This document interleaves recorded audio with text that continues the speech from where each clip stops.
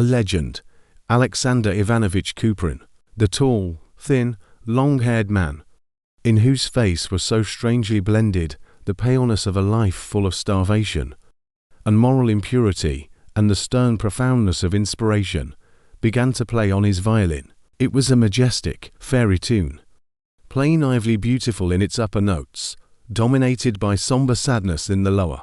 There was something medieval in it, something hopeless, unpleasantly sweet, cruel, prolonged, and terrifying.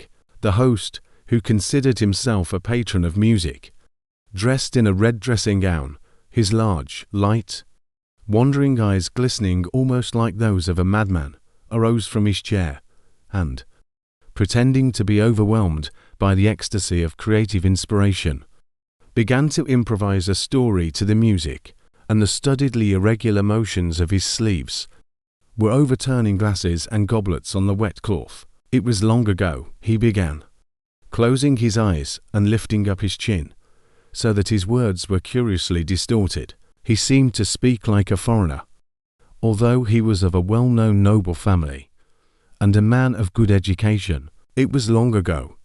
Oh, how long ago it was! Many ages have gone by.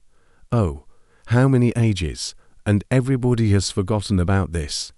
It was so dreadfully long ago. Suddenly, a man arose from among those who were sitting about the table. He had been silent until then, and very few knew him. Someone had brought him to this house, and did not even go to the trouble of introducing him. He was poorly dressed, short and broad-shouldered, vulgar in appearance, with his hair cut in a peculiarly ludicrous fashion. "Won't you please allow me?" said he, and there was entreaty in his voice.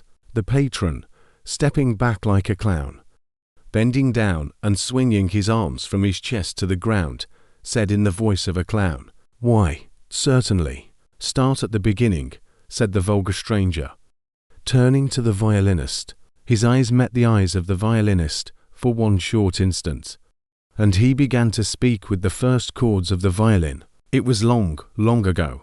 Many an old family has died out since then. Many an ancient castle has been destroyed.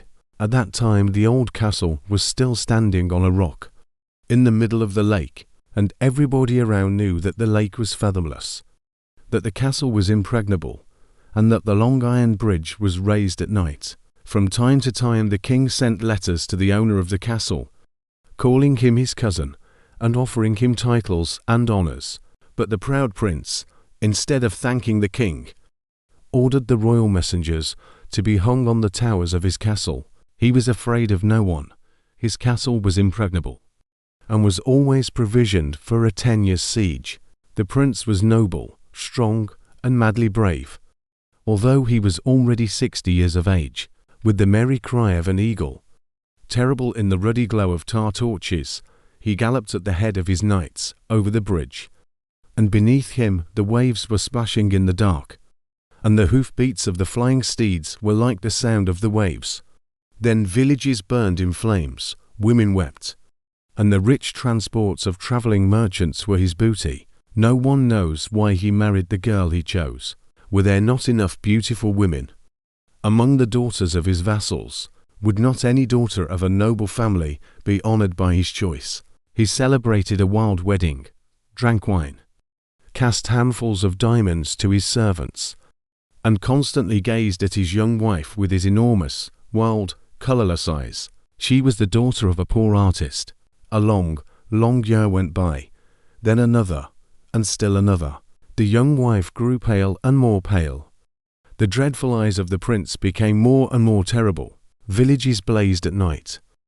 Half-wild dogs devoured the entrails of the captive women sentenced to death. Thousands of eyes attended upon the beautiful woman, but there was one pair that gazed upon her with gentle passion, that spoke to her, "Here is my life, take it, if it is needed.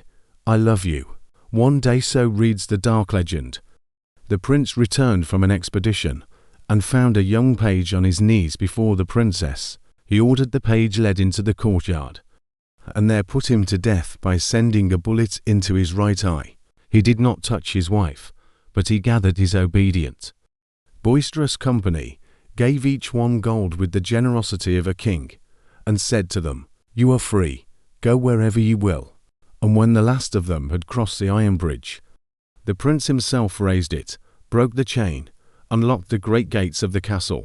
The knights turned around to cast a last gaze upon the castle, and, as they did so, they saw the prince appear in the highest window of the tower and cast the great iron key that locked the castle gates into the fathomless lake. Year after year went by. No one ever learned the secret of the old, somber castle. Now nothing remains of it but ruins, mosses, and dirt, where green lizards are creeping back and forth, and honeysuckles scent the silent air. What happened to those two human beings? Did they suffer much and long? Which of them suffered more? No one. No one will ever learn the secret. The waves are dashing against the stone casements. The old, terror-inspiring hoofbeats of galloping horses seem to resound through their splashing. No one will ever know the secret. And the quiet waves are splashing on the shore. Both became silent at the same time, the violinist and the improviser, and amidst the quivering silence that still reigned around, the host sniffed sneeringly and said, "Is that all? Why, yes, not much, but rather sad."